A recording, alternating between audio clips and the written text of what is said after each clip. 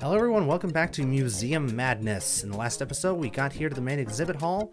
We finished the puzzle on the wall. We gave new double A's to our friend Mick, the robot. And now in this episode, we're going to be going to our first set of exhibits.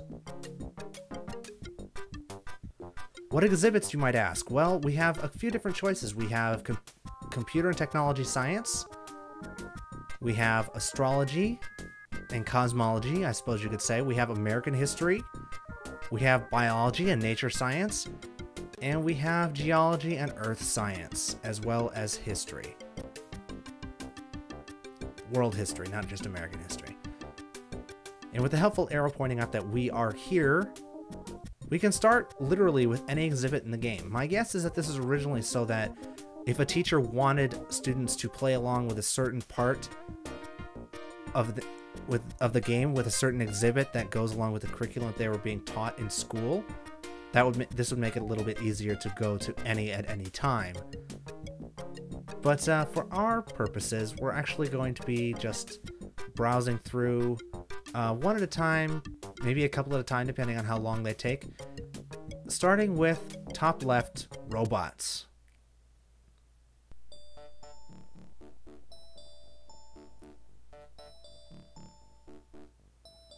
This is going to happen every time we go to an exhibit. It'll pop up with these holographic things that basically explain what the topic is that we're going to be talking about. In this case, robots. Today, computers control the action of robots, and note that they cannot think despite the presence of Mick in this game. See, it's hard to be educational about real-life robots when you have an imaginary one in your game. Just saying.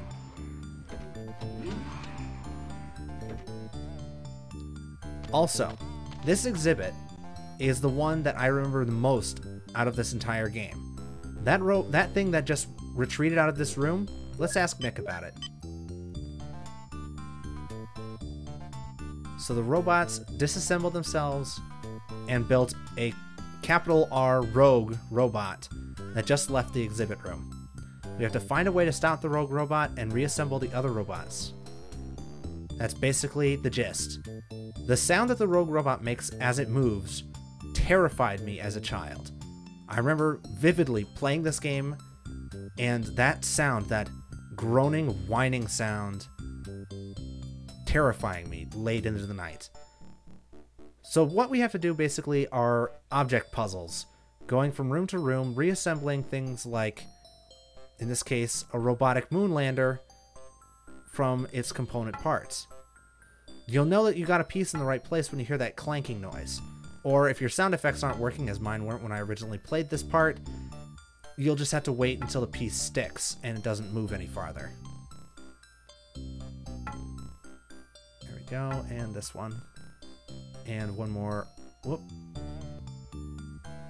See, that's what I talked about in the last episode about the sprite flickering. Yeah, that's kind of annoying, especially when you're trying to do a puzzle. There we are. Yeah, since they're basically just one sprite torn apart, you can kind of tell where they're supposed to go if you just look at kind of where the colors line up.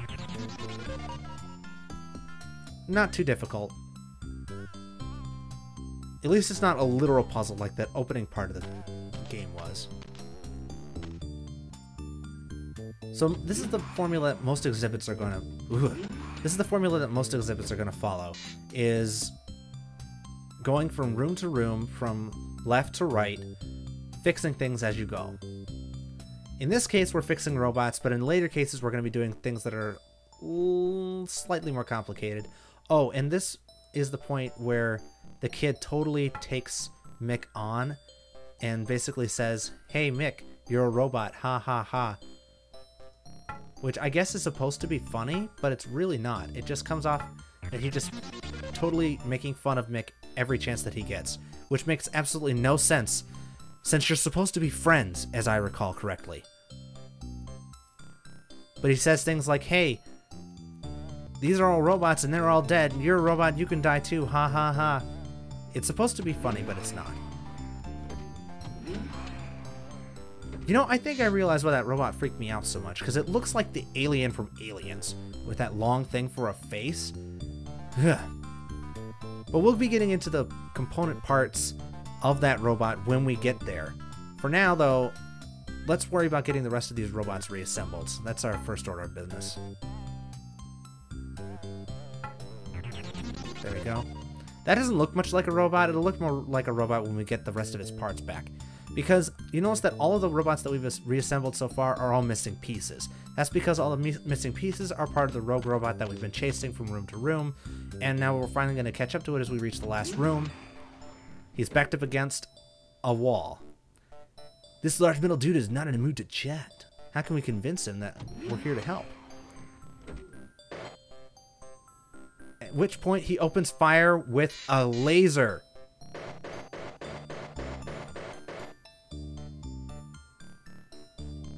Seriously, this freaks me out. There's a laser. Kid. Walking to the front of the screen is not a way to avoid a laser. Seriously. It sounds like a machine gun. Oi.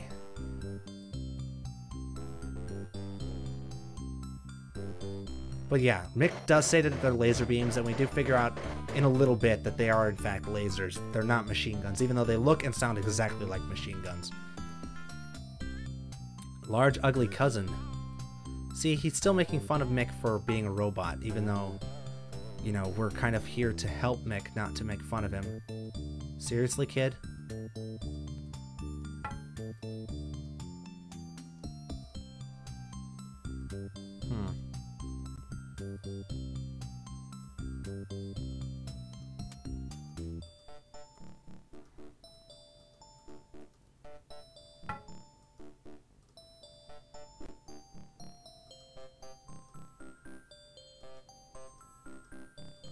Oh, and for these puzzles, there's also an easy button. You can just click help and one of the pieces will automatically snap to wherever it needs to be. If you're having trouble with one section or another. So what you're supposed to do to fight off this robot is come over here, grab the fire extinguisher, and then spray the rogue robot, which temporarily disables it. So you can walk over here.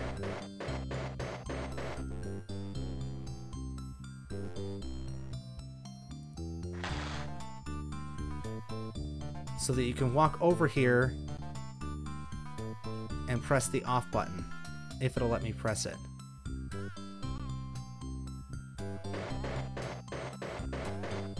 Ugh.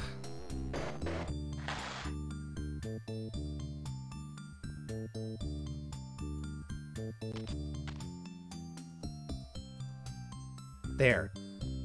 So yeah, basically you just have to grab the head off of it and then just, you know, do whatever with it.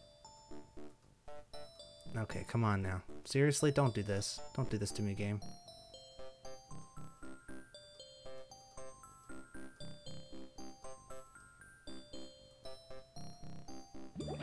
There we go. So you have to take the head off and put it on the submersible, which disables the robot. The submersible, I would guess that that head part that we took off is the drone's head, because it's the part with the AI in it, but as far as I can tell, that's the only explanation I have for what the thing does. So you might notice that we can't take any more parts off the robot. That's because if we walk to the next exhibit, as the frame rate stutters thanks to the floating drone in the background, the rogue robot will continue to follow us. Because now, since we've removed its head, we've programmed it to be nice. So we've taken off the most dangerous part now, the laser. And we just shove it back on this one, and this is in fact a cutting torch robot. That's why it's a laser, not a machine gun. Even though it looks, again, just like a machine gun.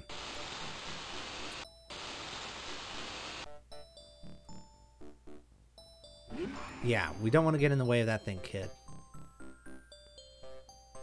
Alright, now, I believe we can continue walking to the next exhibit and the robot will continue to follow us.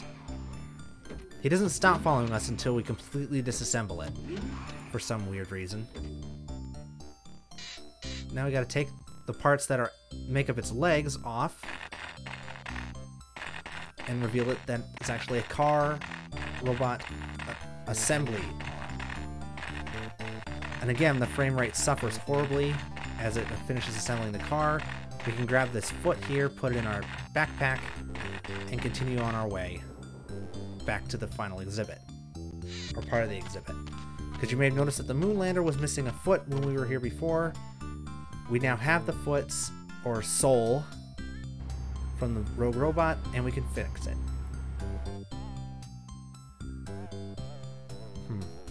A spider. It doesn't have enough legs, kid. Seriously. And that's it. And now we can go back to the main hall and see what else has gone wrong. See, I hope you're in better shape than your relatives. It's so far that is. Seriously, kid? He's the only ally you have at this point. Don't make fun. Mick doesn't deserve your ire. He's a professional robot, okay? No, I don't want to look at my inventory game. I want to look at the map. I want to go to the next part of your actual game. Alright, so now that we've done robots, we could go back there and do it again, but obviously we don't want to. We want to move on to the next one. Let me see. Which way do we want? Where do we want to go? Let's go to... How big is the universe? Just for funsies.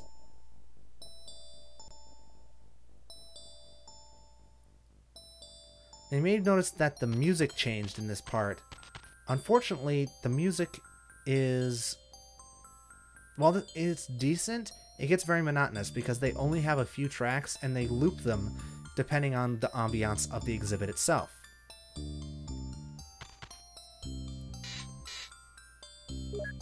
So this exhibit is actually fairly straightforward. It takes us on a simulated journey of the solar system, from the solar system to the edge of the universe, but the program is scrambled and we have to reassemble it. Literally reassemble. Why they did this, I don't know, but basically what this means is that each screen with each different factoid about different planetoids, such as the Earth and the Moon, is inevitably scrambled, and we have to reassemble it like a puzzle. I've never seen an adventure game, aside from this one, that takes puzzles so literally. When they said this is a puzzle game, they meant it completely literally. There is nothing in this game that isn't a puzzle. There are some parts that are relatively more adventure game-like, that are puzzles that are solved through things like dialogue trees, which are a lot of fun, but those don't come for quite a while. So we're going to have to wait. Well, they don't... I shouldn't say that. They don't come for quite a while, considering that this game can be done in any order, but they don't come... They're sparse, and I want to save them, if that makes more sense. I don't want to just squander the few decent parts of this game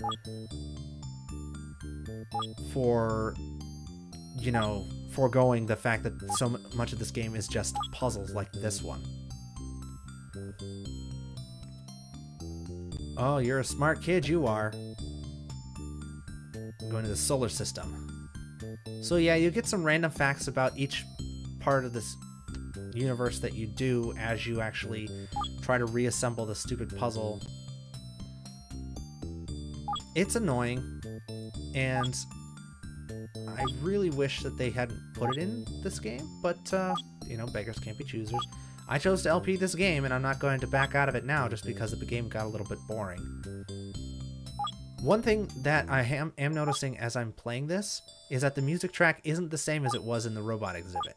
It's the same actual track, it's the same music, but this version of the track is different. This is a slightly less techno-y track, and it's got fewer instruments in it. It's far more bass driven. It doesn't have the synth. Whether that makes it a better or worse is up to your interpretation. I honestly think that they both sound very annoying, but that's just because chiptunes are not a particular favorite of mine. So, yeah. Anyway. Let's see here. Mars. This one goes here. Here and here. See, this is what a lot of this game is going to wind up being, unfortunately, is puzzles. Literally solving puzzles. Most of them are... I wouldn't call them hard, but they are... tricky. They're the kind of puzzles that you wouldn't usually put in front of a kid, except for the fact that this is supposed to be educational. Simply because a kid usually doesn't have patience for this kind of thing. I know I wouldn't have as a child, and I probably didn't. If I remember correctly, I never completely finished this game because I got bored of it. That or I found it too hard. I don't remember exactly. It was a long time ago. Because keep in mind, this game came out in, what was it, 93? And back then, this was literally one of 2 computer games that I can recall to this day that I actually played. The other one being the original Prince of Persia. And, you know, you really don't have to guess at which game my parents preferred me playing at the ripe young age of, oh, I don't know, let's call me 8? Somewhere between 6 and 8? No, it was younger than 8 because because we got the N64. Yeah, so it would have been, I was probably, 6. 6 years old. Imagine a 6-year-old trying to assemble a puzzle that looks like this. Yeah, it wasn't fun. Let me see, where have I gone wrong here?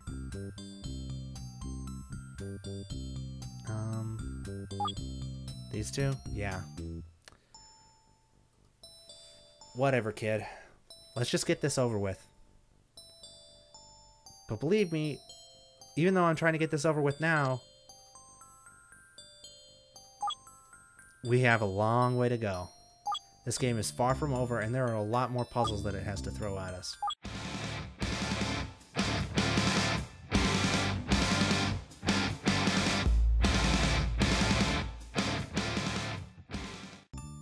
Yeah, I'm gonna wind up cutting most of that out, because that was really pointless.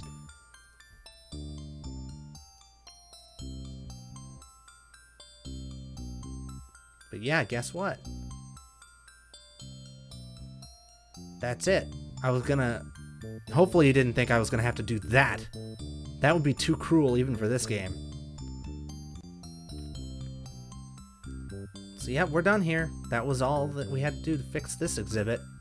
Now we just gotta go back to the main hall and get started on another one.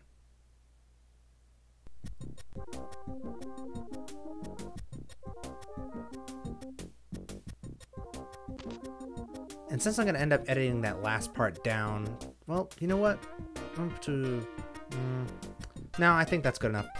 I'll leave you guys off here for this round, and I'll see you guys the next time with more Museum Madness as we go to explore a couple more exhibits. See you guys then. Yes, I know your battery power won't last long, Mick. Shut up.